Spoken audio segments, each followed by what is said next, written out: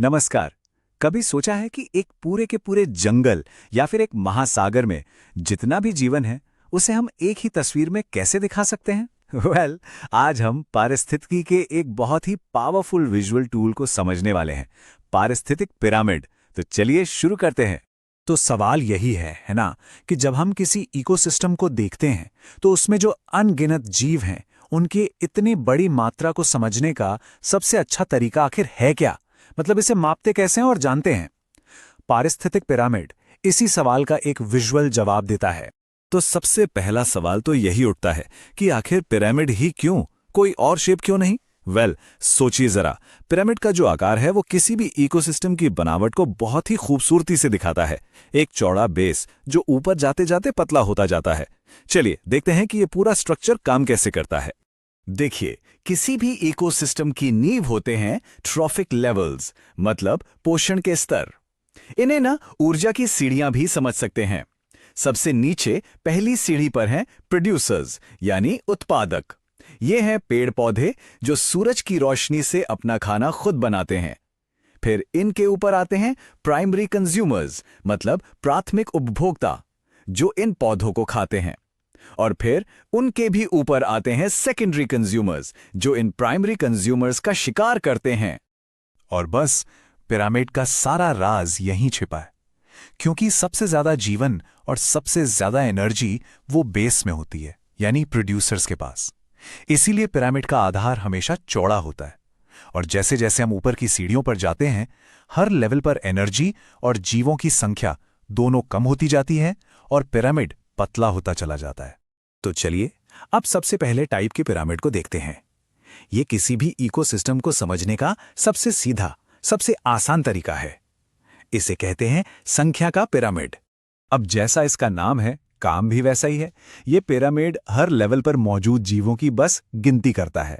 मतलब कितने पेड़ हैं, उन पर कितने कीड़े हैं और उन कीड़ों को खाने वाले कितने पक्षी हैं। है ना, एकदम सिंपल। जैसे एक उदाहरण लेते हैं। एक घास के मैदान की कल्पना करते हैं। यहां पर लाखों घास के पौधे हैं जो हजारों टिड्डों को खाना देते हैं, और फिर ये हजारों टिड्डे कुछ 100 मेंढकों का खाना बनते हैं। देखा, एकदम सीधा क्लासिक पिरामिड बन गया।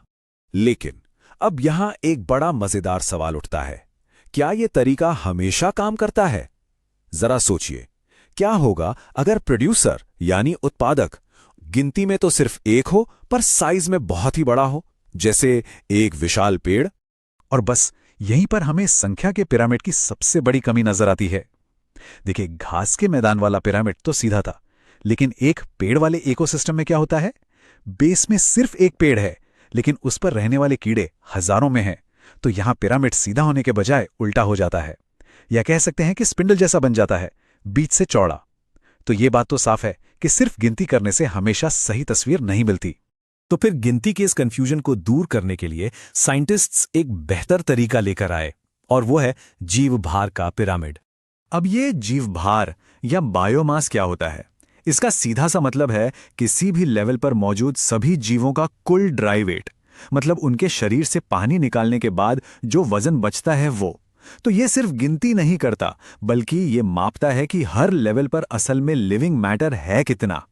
तो चलिए अब उस जंगल वाले उदाहरण पर वापस चलते हैं। अगर हम वजन की बात करें तो सारे पेड़ों का कुल वजन उन पर निर्भर रहने वाले सभी हिरणों के कुल वजन से कहीं ज्यादा होगा, और इसी तरह हिरणों का कुल वजन उन्हें खाने वाले भेड़ियों के कुल वजन से ज्यादा होगा। तो यहां हमें फिर से एक सीधा पिरामिड मिल गया। ये तरीका ज्यादा सटीक लगता है ना? लेकिन कहानी में एक और ट्विस्ट है। समुद्र जैसे पानी वाले इकोसिस्टम में प्रोड्यूसर्स होते हैं फाइटोप्लैंक्टन। ये बहुत ही छोटे जीव होते हैं। अब होता क्या है कि ये इतनी तेजी से बढ़ते हैं और उतनी ही तेजी से खा लिए जाते हैं कि किसी भी एक पॉइंट ऑफ टाइम पर उनका कुल वजन उन्हें खाने वाले जू प्लैंक्टन से कम हो सकता है। इसे ऐसे समझिए जैसे एक छोटी सी फैक्ट्री है जो लगातार सामान बना रही है, पर गोदाम हमेशा खाली दिखता है क्योंकि सारा माल हाथों हाथ बिक जाता है। बस इसी वजह से कभी कभी जीव भार का पिरामिड भी उल्टा हो सकता है। तो अगर गिनती और वजन दोनों ही कभी कभी हमें पूरी कहानी नहीं बताते, तो फिर किसी इकोसिस्टम को समझने का सबसे पक्का, सबसे फंडामेंटल तरीका क्या है? इसका जवाब है ऊर्जा का पिरामिड। ये पिरामिड ना तो जीवों की गिनती पर ध्यान देता है और न ही उनके वजन पर। यह सीधे सीधे उस चीज को मापता है जो असल में पूरे इकोसिस्टम को चलाती है, और वो है एनर्जी। यह ट्रैक करता है कि एक लेवल से अगले लेवल तक आखिर कितनी एनर्जी पहुंच पा रही है। और यहीं पर सबसे जरूरी बात सामने आती है। इसे कहते हैं 10% रूल। होता यह है कि जब कोई एक जीव दूसरे को खाता है तो उसकी एनर्जी का सिर्फ लगभग 10% ही अगले लेवल तक पहुंचता है। बाकी का 90% वो उस जीव की अपनी मेटाबॉलिक एक्टिविटीज में खर्च हो जाता है या फिर गर्मी बनकर खो जाता है। असल में ये थर्मोडायनामिक्स के एक बहुत ही बेसिक नियम पर आधारित है कि एनर्जी को न तो बनाया जा सकता है न ही खत्म किया जा सकता है। वो सिर्फ एक फॉर्म से दूसरे फॉर्म में बदलती है, और हर बदलाव में कुछ एनर्जी गर्मी के रूप में खो जाती है। इकोसिस्टम में ये जो एनर्जी ट्रांसफर है ये बहुत इनएफिशिएंट होता है, मतलब इसमें बहुत ज्यादा एनर्जी का लॉस होता है। और बस इसी एक वजह से ये सबसे जरूरी पॉइंट है, ऊर्जा का पिरामिड कभी भी किसी भी हाल में उल्टा हो ही नहीं सकता। एनर्जी का फ्लो हमेशा एक ही डायरेक्शन में होता है और हर स्टेप पर एनर्जी कम होती ही होती है। इसीलिए ये पिरामिड हमेशा हमेशा सीधा रहता है।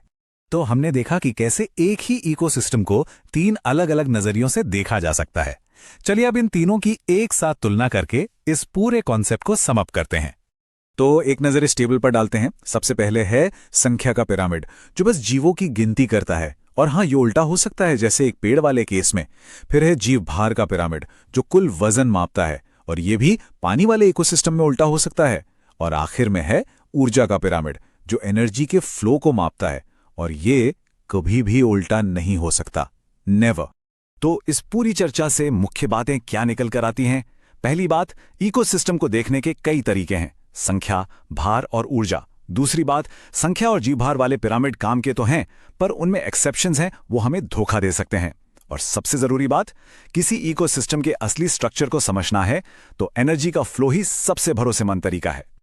और अंत में एक सवाल सबके लिए, अगर हर ट्रॉफिक लेवल पर 90% एनर्जी लॉस हो जाती है तो हम इंसान खाने के लिए जो भी चुनते हैं, चाहे वो पेड़ पौधों से आए या जानवरों से, उसका इस पूरी दुनिया के एनर्जी पिरामिड पर क्या असर पड़ता होगा? इस पर सोचिएगा जरूर।